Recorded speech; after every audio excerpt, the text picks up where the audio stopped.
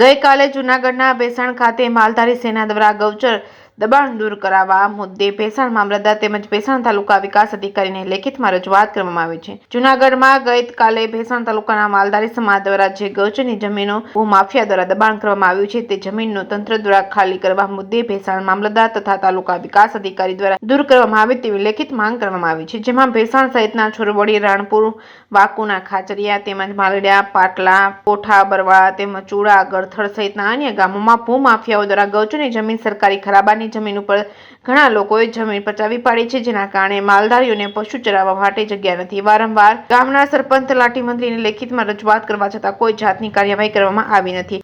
આ ખાડા હાથ ધર્યા છે હોય તેવું લાગે છે, ત્યારે આ ગામ જંગલ વિસ્તારમાં આવતા હોય અને બીજી તરફ આવતા હોય ન છૂટકે માલધારીઓને પોતાના પશુને જીવના જોખમે જંગલમાં પશુઓ ચરાવવા લઈ જવા પડે છે। જો તંત્ર જાગે અને ગૌચર જમીન સરકારી ખરાબા જમીન માપણી કરી દૂર કરાવતો હજારો વીઘા જમીન ખાલી થાય। જો 15 દિવસમાં ચુકાદો નહીં આવે તો માલધારીઓ પોતાના પશુ સાથે ભેસાણના મામલતદાર કચેરીએ ધરણા કરશે તેવી માલધારી સમાજ અને તેના આગેવાનો દ્વારા ચીમકી ઉચ્ચારવામાં આવી છે। જે કેસમી ગુજરાતી સાથે પંકજ વેગડા, ભેસાણ।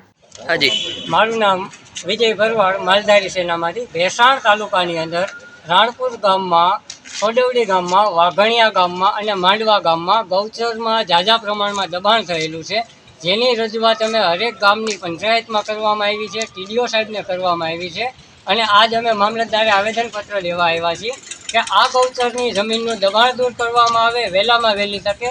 અમે 20 દિવસની અંદર જો કોઈ કાર્યવાહી નહીં કરવામાં આવે તો ભૂખ હડતાલમાં આવશું, માલઢોર સાથે આવશું અને આખા તાલુકાના ભરવાડ સમાજ સાથે લઈને આવશું।